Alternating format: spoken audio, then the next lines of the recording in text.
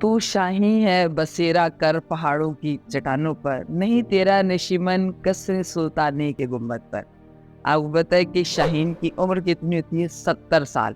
लेकिन जब वो 30 साल की उम्र को पहुंचता है, उसकी चोंच टेढ़ी हो जाती है, नाखून लंबे हो जाते हैं, पर कमजोर हो जाते हैं, ना वो ऊंची उड़ान भरने के काबिल रहता है, ना बहुत दूर से अपने शिकार को देखने के काबिल रहता है, क्योंकि उसकी आंखों के आगे भी हल्का सा पर्दा आ जाता है। तो फिर वो क्या करता है? क्या वो मेरे और आपकी तरह हर एक से अपनी मुसीबतों का रोना रोने लगता है कि मेरे पर कमजोर है, मुझे नजर नहीं आता है? नहीं, बल्कि वो पहाड़ों में चला जाता है। वो अपनी पहाड़ों पर ऐसी जिंदगी गुजारता है कि आप और मैं शायद उसका तस्वुर भी नहीं कर सकते। वो सबसे पहले अपनी चोंच से अपनी परों को नोचता है, अपने पाँव से अपनी आंखों को नोचता है, इतना कि लहू लुहान कर लेता है।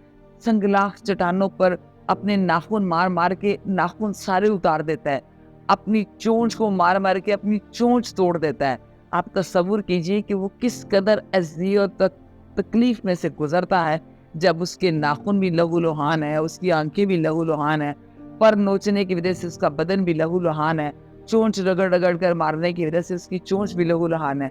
लेकिन इन सारी तकलीफों से गुजरने के बाद फिर उसकी नई चोंच निकलती है, उसके नए पर उगते हैं, उसके नए नाखून निकलते हैं, उसकी निगाह पहले से कहीं ज्यादा तेज हो जाती है।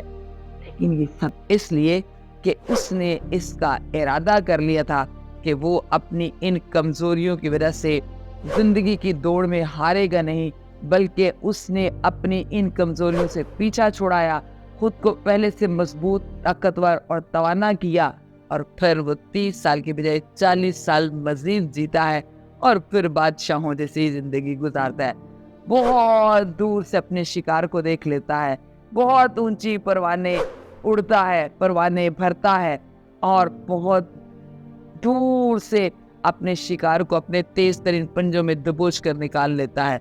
तो अगर आपको भी अपनी इन मुसीबतों से पीछा छुड़ाना है, अगर आप जिंदगी की किसी मुश्किल मरहले में हैं, तो इसका रोना रोने के बजाय अपने आप को रीन्यू करने का सोचिए।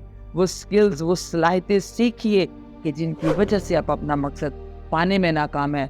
जो सलाहियतें, जो स्किल्स आपको चाहिए कि आप अपनी कामयाबी की मंजिल पर पहुंच सके, उसकी तलाश में निकलिए, बजाय इसके कि अपनी मुसीबतों का रोना